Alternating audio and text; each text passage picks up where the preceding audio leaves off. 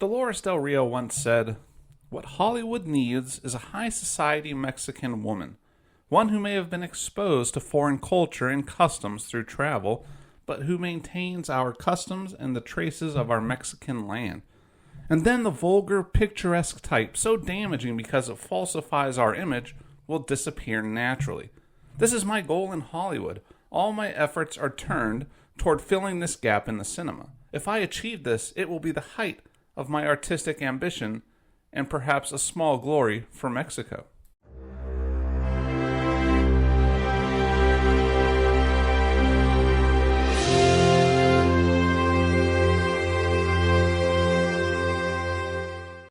Hello, everyone, and welcome back to the next stop on the Golden Silent Films podcast triptych.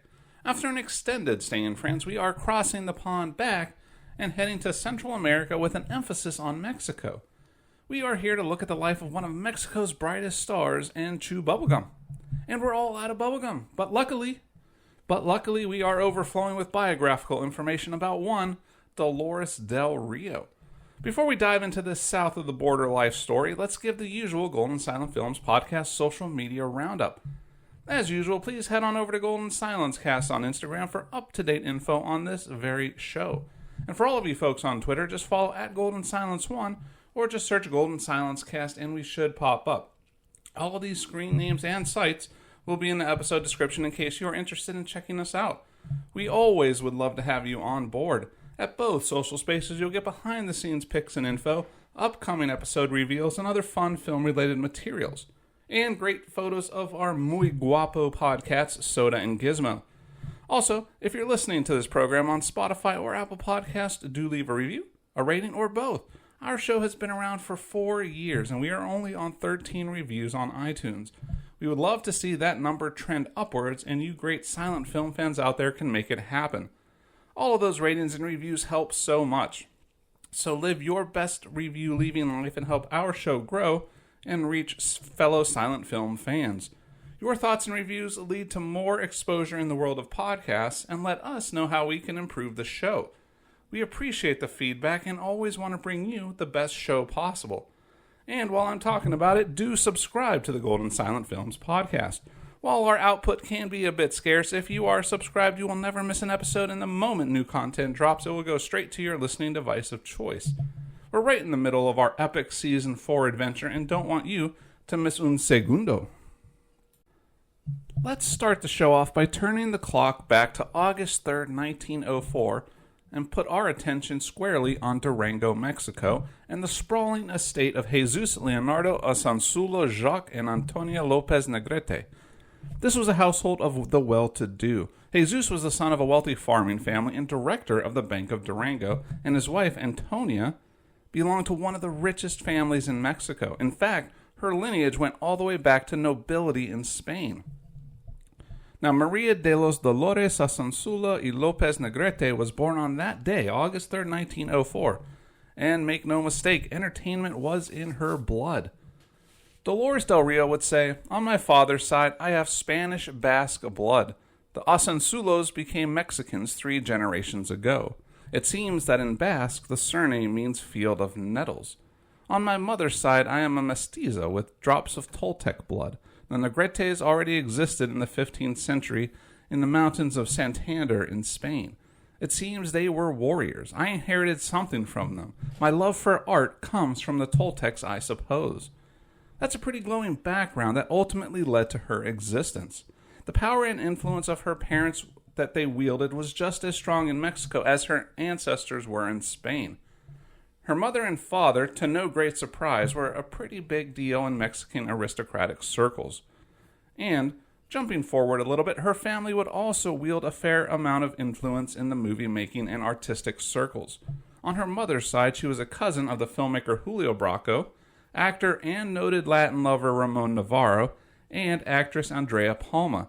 On her father's side, she was a cousin of the Mexican sculptor Ignacio Asanzulo and the social activist and model Maria Asanzulo. On top of all that, she was the aunt of the actress Diana Bracco. A pretty solid lineup matching any entertainment family in the States for sure. Just to drive home the wealth of the Del Rio's family, literally, They had one of the fanciest carriages in the area. Del Rio, as an adult, would recall it was the envy of my cousins. I would climb up in the carriage and I felt like a princess. My mother sat in the back part and I accompanied her to church, on visits, to the seamstress. I loved the gifts of necklaces, bracelets, earrings. My mother's friends gave me sweets while they had tea. Now, the good times and financial highs wouldn't last forever for the family. The oncoming Mexican Revolution that started in 1910 really took a toll on the family. In fact, Del Rio's family lost all its assets during the revolution. The aristocratic families of Durango were threatened by the insurrection that Pancho Villa was leading in the region. The Asunzulo family decided to escape, her father to the United States and she and her mother to Mexico City on a train, disguised as peasants. Now, the story of young Del Rio's escape was the stuff of legend and worthy of its own big screen treatment. Linda B. Hall, author of the biography Dolores del Rio, Beauty in Light and Shade, writes, "When revolutionary forces attacked Durango, her mother pulled her out of bed, hid her in a big basket, and then rushed her to the railroad station to catch the last train for Mexico City just ahead of the revolutionaries. As Dolores described it, we fled early in the morning with the other important people of Durango, because at the shout, 'Here comes Pancho Villa,' everyone ran." It wasn't until 1912 that the family would finally reunite in Mexico City. There they were able to live relatively unaccosted under the protection of then-President Francisco Madero, who was a cousin of Miss Asunzulo. Familial connections never seemed to end for the family, but that upturn in circumstances would not last long. Linda B. Hall writes, "The next few tumultuous years would bring her mother's cousin, Francisco Madero, to power in Mexico, only to have him assassinated in 1913, forcing her family to hide in the basement. After the country stabilized, the convent-educated Del Rio's charmed life in Mexico City resumed. In 1921, she married the much older, artistic, and distinguished Jaime Martinez del Rio. This is where the worlds of Dolores del Rio and silent cinema would start to come together. Hadley Hall Mears writes, "But Del Rio, who had already scandalized her aristocratic circles by posing for the communist Diego Rivera, soon found herself, according to Linda B. Hall, bored to tears by dinners, dances, and the same people. In winter, the opera, in summer, the bullfights. So when an American director named Edwin Carew invited her to try her hand at Hollywood stardom, Del Rio jumped at the chance, much to Mexican society's chagrin."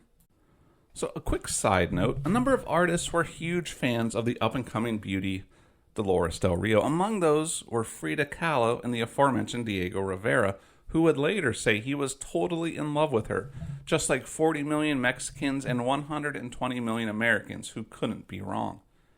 At that point in time, American Edwin Carew was a hotshot director at First National Pictures and had been in Mexico attending the wedding of actors Burt Lytle and Claire Windsor.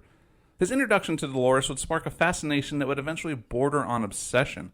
In an effort to build a career for the actress, he invited Dolores and Jaime to Hollywood with a promise of making her a star. Carew promised her the world, even called her, in his words, the female equivalent of Rudolph Valentino. Against her parents' wishes, the couple followed Carew to the States. While Del Rio had notions of film stardom in her eyes, Jaime also had silver screen aspirations as a potential writer of screenplays. It seemed like everything was coming up roses for the couple. Nothing ever goes wrong in Hollywood, right?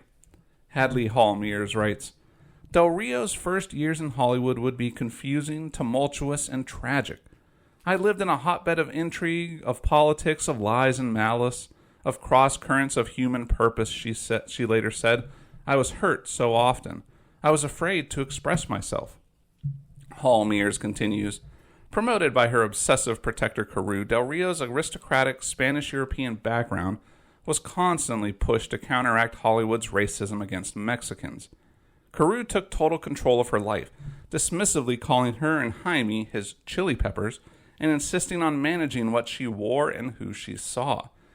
Del Rio's film debut would come in a bit part in 1925's Joanna, a film directed by Edwin Carew. In this flick, she played the role of Carlota de Silva, a silver-screened vamp of Spanish and Brazilian origin. Since it was her debut, it came with a minimum of screen time. In fact, she only had 5 or so minutes of screen time. Carew was super invested in the career of the young Del Rio. Despite his tendencies towards creepiness, he was pushing hard to make Del Rio a star. Even as he was continuing the advertising and publicity for Del Rio and Joanna, Carew cast her in his 1926 film High Steppers, starring Mary Astor.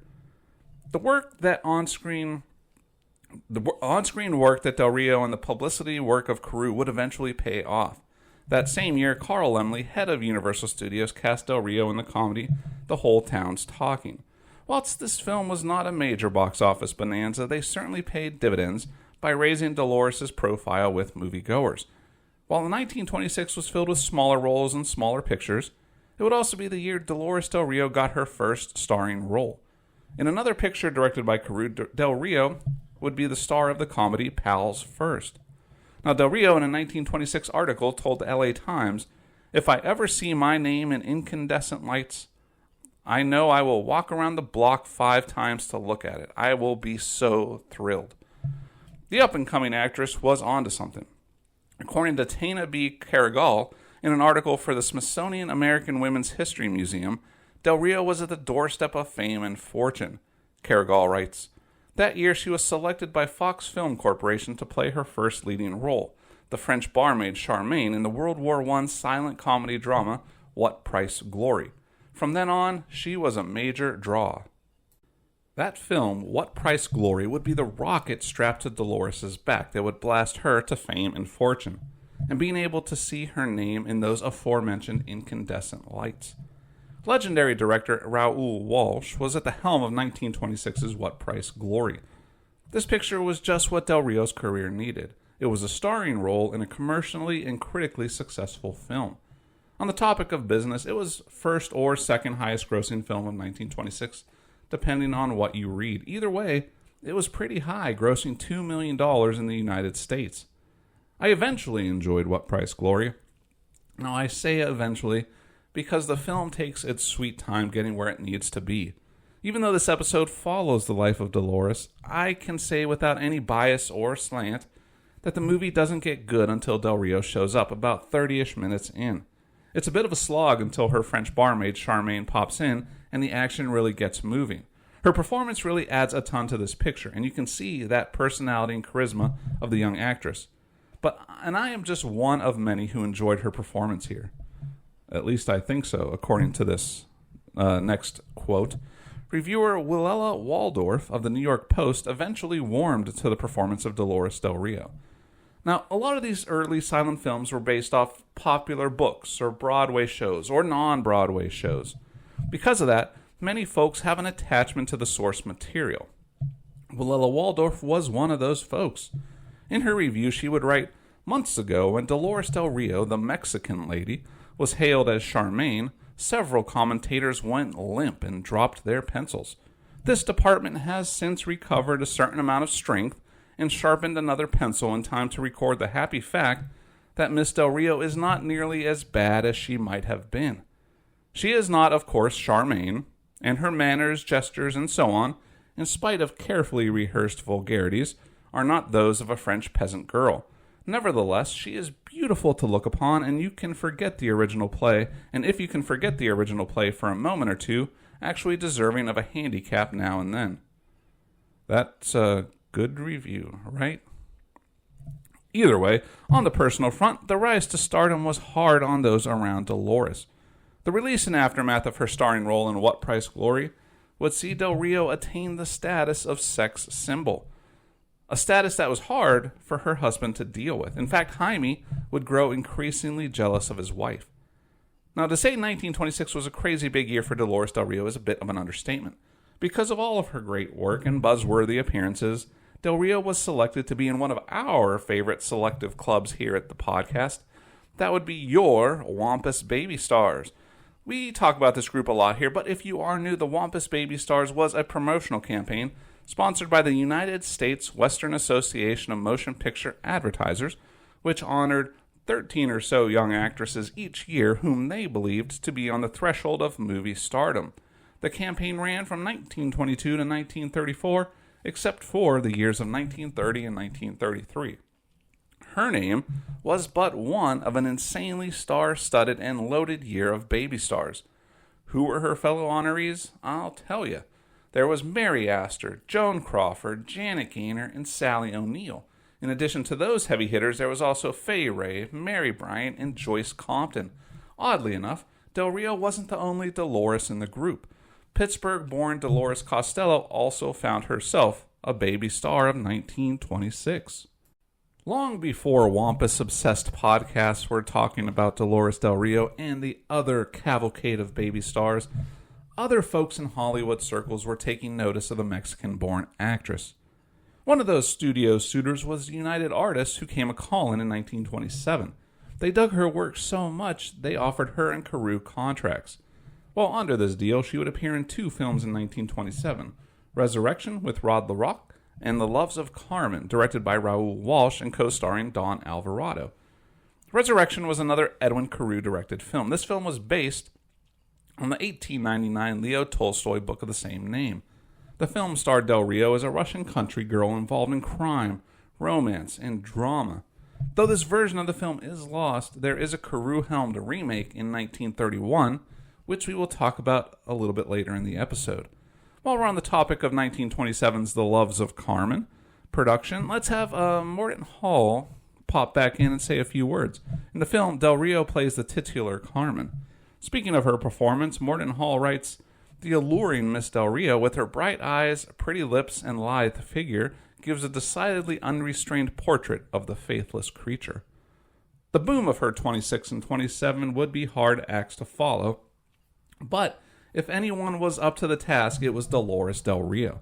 She would star in the Lou Tellegen-directed No Other Woman. This now-lost film was a second team-up of Del Rio and Don Alvarado. USC professor Laura Isabel Cerna explains Del Rio's appeal in Hollywood. "She's exotic-looking, but she's not particularly dark. I think that works for the studios, as it continues to work for the studios today. So she's portrayed as being very acceptable. And she was very insistent that she didn't want to play roles that she considered stereotypical." That film was followed up by the MGM production of Trail of 98. While not a Del Rio joint originally, an ill-timed case of tuberculosis would allow Dolores to slide on into this great role. It was originally slated for Renee Adoré, but symptoms of TB pushed the role into the lap of the Mexican star. Trail of 98 was a sound film, just not a talkie. It was part of the synchronized sound wave of films of this era. This action-adventure drama film featured Dolores Del Rio as Berna and Harry Carey as Jack in a tale of the Klondike Gold Rush. While the film has no audible dialogue, it was released with a synchronized musical score, with sound effects using both sound on disc and sound on film processes. The film, directed by Clarence Brown, was originally released by MGM in a short-lived widescreen process called Phantom Screen. The film is based on the 1910 novel of the same name, written by Robert W. Service. The film was a huge success and brought favorable reviews from critics. In a Trail of 98 review on the always awesome Movies Silently website, we read, "Dolores Del Rio is beautiful, of course, but she also infuses her character with depth and dignity. Like Harry Carey and Ralph Forbes, she is saddled with a character straight out of Victorian melodrama. Berna is poor, but she has a queenly bearing. Her performance is subtle, considering the material. She mainly acts with her eyes. This subtlety pays off when her character finally breaks down. The emotional torrent is all the more effective for all the restraint that was shown earlier." After a handful of films not directed by Carew, Dolores Del Rio would be back in a Carew-helmed project, Ramona, in the spring of 1928. This was a dramatic story of love and loss, starring Del Rio as a young woman of partial Native American descent. It centers around a quasi-love triangle that incorporates her 2 cultures. She starred opposite Columbus, Ohio native Warren Baxter, and a shout-out to the Columbus Moving Picture Show for making me aware of how really cool Warner Baxter is and what a great actor he was. It's tough finding a good, concise summary of the film, but fear not. We found one on the American Film Institute website. It reads, "Ramona, who, unaware that she is half Indian, is adopted by Senora Moreno, a wealthy Spanish sheep rancher, and reared under cruel restraints. Her only consolation is Felipe, the woman's son. At sheep shearing time, Ramona discovers her ancestry and defies her guardian by eloping with Alessandro, the young Indian chieftain. Their pastoral happiness is marred by the death of their daughter after an outlaw attack. They retreat to the mountains, where Alessandro, accused of horse thievery, is murdered by a settler. Ramona suffers a nervous collapse and becomes a wandering outcast. Felipe finds her and tries to restore her memory. His efforts are fruitless until a childhood song reminds Ramona of her youthful abandon and returns her to the present. But really, when it comes down to it, who needs a summary of a film when you have quotes and taglines from the press book like this gem? The throb of inherent, all-consuming, unrestrained love, never more dramatically, never more tremendously portrayed than by the heroine of this romance. Sells you on the film, right? You don't even need to know what it's about, but that line makes you want to see this thing. There's also this one. Fiery, glowing, fervid, the embodiment of high-wrought, alluring femininity. This is Dolores del Rio, the ideal Ramona by right of heritage and talent and temperament. This film is an important work in the career of Dolores del Rio on a number of different levels. First, the subject matter was pretty radical. It covered topics of love, racism, and cultural differences in ways that moviegoers at the time weren't really used to. It was also a great record of the region during that time. Now, an article from the April 13th, 1928 Los Angeles Evening Express notes, the cast included multiple generations of one Native American family. 74-year-old dove-eyed dark cloud, 38-year-old prairie flower dark cloud, 20-year-old gray squirrel dark cloud, and 3-year-old Yeh-Weh's dark cloud. They were said to be descendants of the chief dark cloud, described in the Los Angeles Evening Express as the first Indian featured in films, having been brought to Hollywood in 1913 by D.W. Griffith. In an article for the website Voices of OC, we read, Ramona is a timeless love story that stars a young Dolores del Rio, beloved cinema icon who is one of the few people to achieve stardom in silent film, American cinema, and the golden age of Mexican cinema. Ramona is set in Southern California and provides an important portrayal of life in this region during the 19th century. Morden Hall chimes in, writing, Miss Del Rio's interpretation of Ramona is an achievement. Not once does she overact, and yet she is perceived weeping and almost hysterical. She is most careful in all moods of the character. Her beauty is another point in her favor. An unnamed critic would also zone in on the performance of Del Rio, writing, To Miss Del Rio should go the unstinted praise that is due only a great artiste. Her portrayal of the Indian maiden was divine, and in some instances even surpassed her remarkable characterization in Resurrection, which proved once and for all that this Mexican beauty was in the film world to stay as long as she might choose. Now, while this film was generally well regarded, you can't please all the people all the time. R.E. Sherwood, film critic for Life magazine, had one of the few dissenting opinions. In the May 31st, 1928 edition, he would write, Ramona is a treat to the eye and occasionally a stimulant for the lacrimal glands. Nevertheless, it must be rated as a rather dreary affair which manages to hold the attention solely by dint of beautiful photography and an expert selection of backgrounds. Old California has never been represented in a more entrancing light. We here at the Golden Silent Films podcast seek to inform as well as entertain. If you are unaware of what a lacrimal gland is, you're not alone. But we'll let you know what it is. It is the tear glands. The lacrimal gland produces tears which are secreted by the lacrimal ducts and flow over the ocular surface and then into canals that connect to the lacrimal sac. And then you cry as you watch Ramona. Another reason this film was a big achievement for Dolores del Rio lies in the film's soundtrack. Remember, this is that weird stretch of time where sound was slowly coming to the forefront of film, and hearing the voices of the stars was a rare but possible occurrence. But if you were at the theater watching this flick, you heard the singing voice of Del Rio. The film had a theme song entitled Ramona with music by Mabel Wayne and lyrics by L. Wolfe Gilbert. But more importantly for us, sung by Dolores del Rio herself. The song would be one of the biggest musical hits of the year. The fact that this movie even exists today is a feel-good story for film fans and preservationists everywhere. In that same article from the Voice of OC website, we learn, for 90 years, this important Dolores del Rio film was lost to the ages, and no copies were thought to exist. In 2010, a single print was discovered in the Czech Republic, and it was brought to the Library of Congress for restoration, where the intertitles were translated from Czech back into English. This is a great early film by Dolores del Rio, a huge international cinema icon who means so much to our community. Now, in case you haven't noticed, we've had a lot of movie talk up to this point of the show, and rightfully so. But since we're in 1928, I figured we could take a little detour and channel our inner HGTV host and have some real estate talk. So, to do that, we're going to swing by the El País newspaper and an article by Luis Pablo Beauregard to set up this next bit of Del Rio's life. Beauregard writes, in 1928, she was hired for Ramona, directed again by Carew, and received excellent reviews for her performance in the title role. Shortly after filming was completed, she moved into the home on Outpost Drive with her husband and threw a Mexican-themed party to celebrate. She sang the film's theme song for the guests, which became a radio hit in April of 1928. This was not just any house, though. It's a mansion of unbelievable beauty. Del Rio actually commissioned the construction of the property and, like any good HGTV host, was actively involved in its design. She resided there for 5 years as she made a name for herself on movie screens all over the world.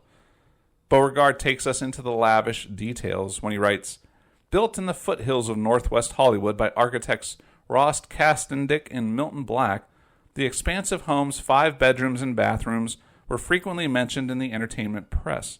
Nearly a century later, the house is more notable for its well-preserved Spanish colonial architecture than for its floor plan.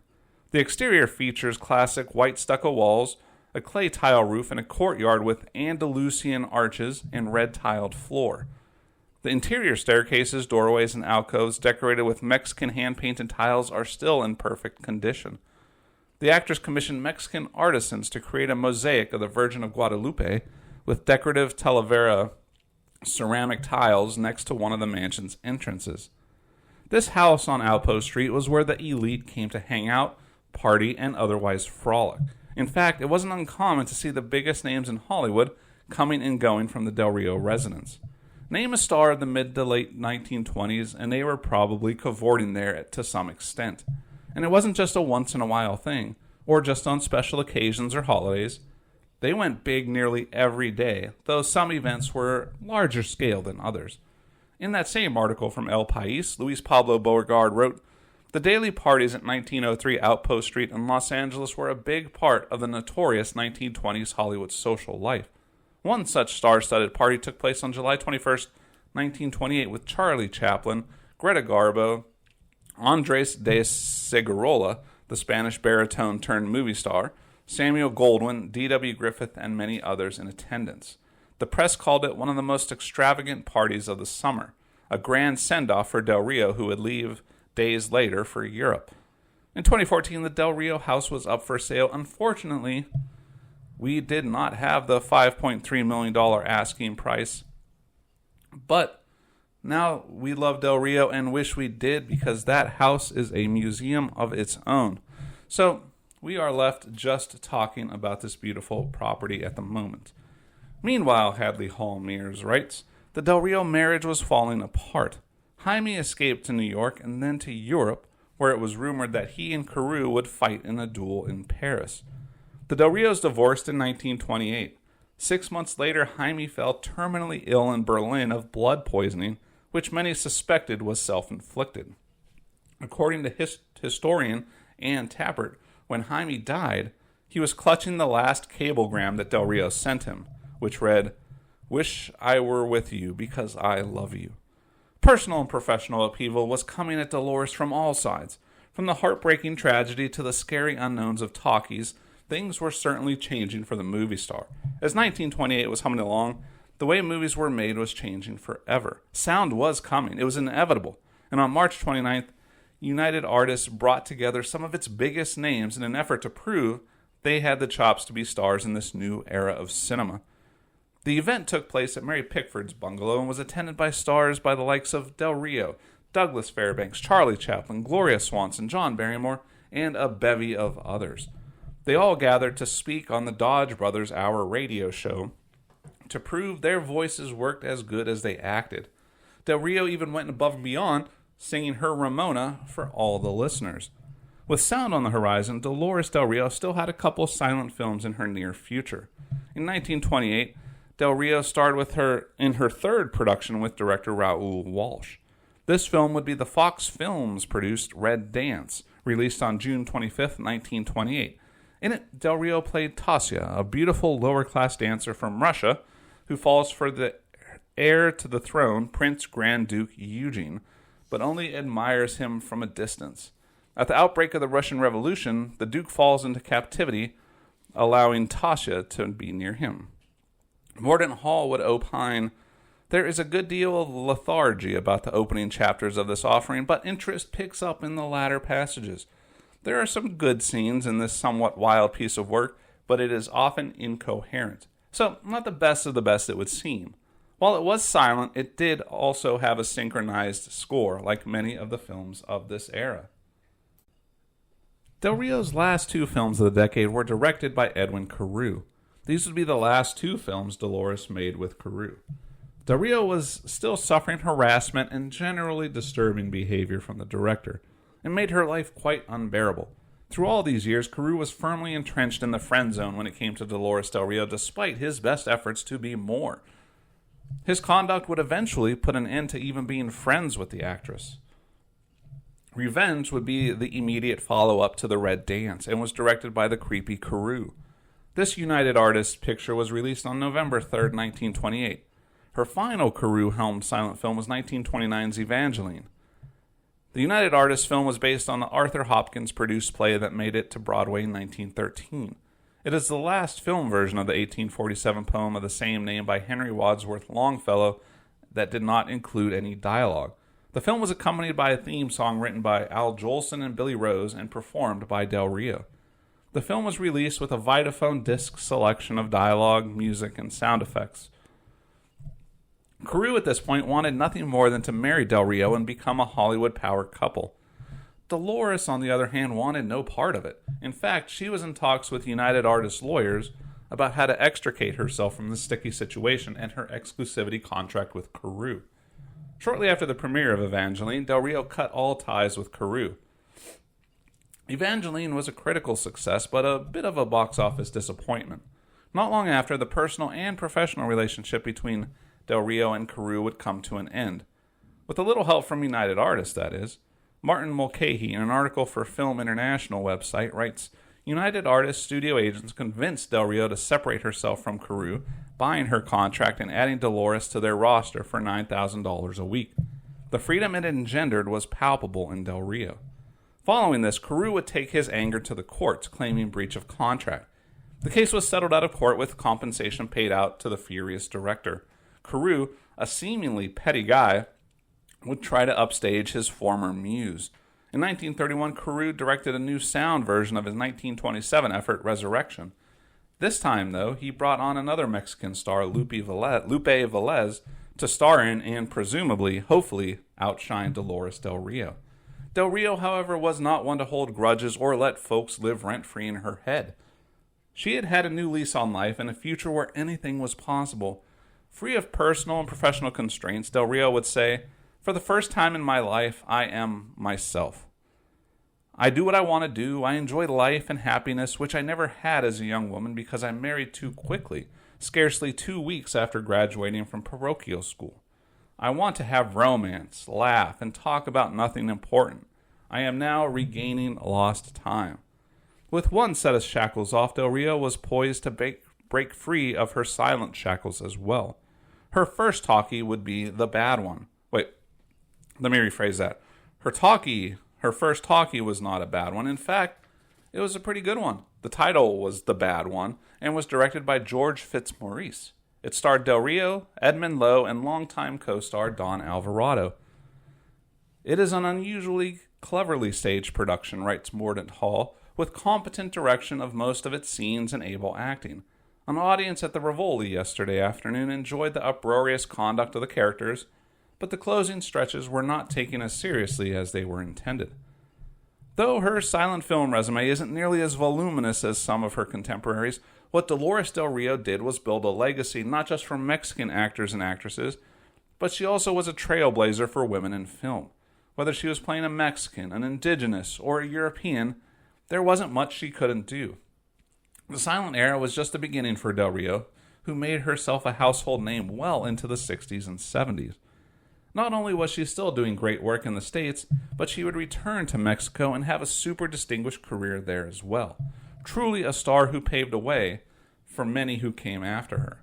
She was seen as an exotic woman, says Cynthia Prida Bravo, consul for cultural affairs for the Consulate General of Mexico.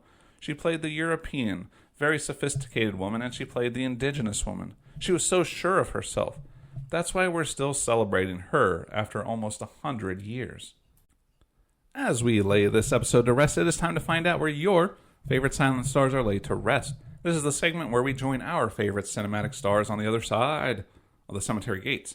The history, the art, the celebrity spectacle converge in Where Are They Now? Your guide to paying your respects to the Mexican actresses that have entertained us through silence and sound so very much. Dolores del Rio had an incredible career long after the silence left the movie houses for good.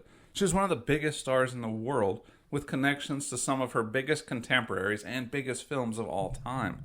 There are a lot of amazing films of hers out there to watch and interviews to read, so by all means do it. She really was a one-of-a-kind. Now, Dolores del Rio wasn't someone keen on merely making a name for herself. Though she did a great job of that, she also was one to give back. It was always great to see someone with a lot of stroke and political power use it for good causes. And when it came to her homeland of Mexico, she was incredibly giving and respectful and wanted to pay homage to where she came from. Abby White explains, outside of film, Del Rio was a devoted philanthropist and advocate of the arts. In 1957, she was selected as the first woman to sit on the Cannes Film Festival jury. In the 1960s, she co-founded the Society for the Protection of the Artistic Treasures of Mexico, an organization dedicated to preserving historical buildings and artwork in the country. And in the 1970s, she helped open a center to provide childcare for members of the Mexican Actors Guild. Mexico was always home to the big screen icon, and she did everything she could for the film industry of her home country. She became Mexico's leading screen star, winning 4 Ariels, Mexican Academy Awards, and a Quixote, the Oscar of Spain. But being worshipped and stereotyped as an exquisite, exotic clothes horse with 600 perfumes and an enviable jewelry collection, pearls for day, rubies for night, was not what Del Rio was after, Hadley Hall Mears adds. Searching for artistic satisfaction, she gave up her life and paychecks in Hollywood and reinvented herself as a serious, collaborative actress in Mexico, forging her own way after a lifetime of being coddled and controlled. "I want freedom," she once said. "I am going to get down to life, whatever it may be." Abby White writes, Del Rio, who died April 11, 1983 in Newport Beach, California, spent her career, however challenging, doing what many others could not, and paving the way for more to follow. While much of Del Rio's Hollywood success came at the expense of her Mexican identity, her illustrious career in Mexico and off-screen works illustrates her relentless pride and love for her homeland. Now, let's rewind a bit and discuss the death of Del Rio. She died at her home at the age of 78 after some time of failing health. The LA Times wrote that she died of liver failure brought on by hepatitis contracted many years ago. Her husband of 23 years, producer and director Louis A. Riley, was with the actress at the time of her death, a coroner spokesman had said. Though she died in Los Estados Unidos, the actress was laid to rest in Panteón Civil de Dolores in Mexico City, Mexico. Her grave can be found in the Rotunda de las Personas Ilustres, and illustrious is certainly appropriate for her. Now, to those folks outside of Mexico, there are a few ways to pay your respects to the legendary actress right here in the United States. First, if you head to 1630 Vine Street, you can see Del Rio's star on the Hollywood Walk of Fame. She had that honor bestowed upon her on February 8th, 1960. Now, while you're in Hollywood admiring her star on the Walk of Fame, stay there for a little longer because you can see a huge mural befitting the silver screen star. It is located at 6529 Hollywood Boulevard, Los Angeles, California, 90028. It was painted by Alfredo de Batuc in 1990 as part of the Social and Public Art Resource Center, or SPARC. De Batuc is an incredibly talented artist with works found in private and public collections, including but not limited to the Los Angeles County Museum of Art, California State Supreme Court building in San Francisco, the Museo Estudio Diego Rivera in Mexico City, the Laguna Art Museum, the Latino Museum in Los Angeles, and UCLA's Fowler Museum of Cultural History in Los Angeles. The guy is legit and really painted a stunning mural of Dolores del Rio. According to the Spark website, Dolores del Rio is part of Spark's Neighborhood Pride mural program, whose intent is to create and represent the various cultural identities throughout Los Angeles neighborhoods. While it may not be a stretch to fathom how a 1920s movie star can be representative of Hollywood, the significance of the mural lies much deeper than the glitz and glam of the city. In the Hollywood film industry, white supremacy is very mainstream, Batouk says. So when Batouk responded to the call for artists for the Neighborhood Pride program, he knew that the subject matter was going to be Mexican, not necessarily about Mexican culture, but about someone who was Mexican and contributed or was a prominent member of the Hollywood establishment in the past. That's why I chose Dolores del Rio, de Batouk continues. Like I said, it's a stunning and gorgeous work. Looking at photos, though, it appears to have seen better days. The photos I saw of the more current ones, I believe, or at least current-ish, show a fair amount of graffiti covering the 34-year-old mural. So I truly hope that it has since been repaired or revived to whatever extent is possible. It is something special and definitely deserves better. And there are definitely a lot of pictures online of it in better days, which we will show on the various social media points, but it is definitely worth checking out. Now, that unfortunately wraps up our time in Mexico with Dolores del Rio. After spending so much time recently in medieval times, it was a nice change of locales and time periods. As someone who was born on the U.S.-Mexico border, I have a great appreciation for the country and was super excited to bring one of its leadingest of leading ladies to the forefront. As we work hard to bring you this season, it is our intention to take you all over the world, using silent cinema as the vehicle. If we're doing our job, it is our great hope to make each and every one out there listening to feel a little bit transported, and rest assured our adventures are going to continue. Did you enjoy the biographical story of a Mexican screen icon? What are some of your favorite Dolores del Rio pictures, silent or sound? Whose life would you like us to chat about next? Are you listening to this show in another country? If you are, let us know. We want to hear from you. And you can do all that and more at the various social media spots of the Golden Silent Films podcast. While we are mentioning our social media hangouts and haciendas, if you have forgotten, we are on Instagram and Twitter. Let us know what you think about this episode. What silent and silent-related movies, past or present, domestic or abroad, do you want us to look at next? Our world of silent movie knowledge and experience is constantly growing, and we need your input for our future episodes here in Season 4 and beyond. As weird as it sounds, the groundwork is already being laid for Season 5. You can always find us at Golden Silence Cast on Instagram and at Golden Silence 1 on Twitter. And again, if you listen to the show on Apple Podcasts, Spotify, or any other podcast outlet that allows it, subscribe, rate, review. It does a lot for our visibility, and we love hearing your thoughts and ideas. We really, really appreciate all of your incredible support, and seeing how much you folks are listening only makes us want to make bigger and better episodes. So, with all that being said, thank you to all of you fine listeners for all of your fine listening, and don't ever forget, the silents are golden, and the talkies are just a fad. Unless they're starring Dolores del Rio, in that case they are amazing. Let's leave this trip with Dolores del Rio with a few words from the Ramona Press book that perfectly sum up the magic that is Dolores del Rio.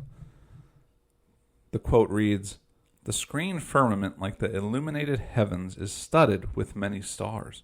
Some twinkle faintly, others sparkle brightly, a few shine forth in brilliant splendor. The screen also has its Milky Way, its thousands of performers who play bits and parts, their luminous rays dimmed by the lustrous halo of the stars. And the screen has its meteors and its comets, its brilliant personalities that burst effulgent into view, sweep with flaming radiance across the film sky, and then go out in Stygian darkness. Dolores del Rio is a celestial phenomenon. Her rise to popularity has been fleet like the meteor, her personality flaming like the comet, her career fixed and permanent like the sun."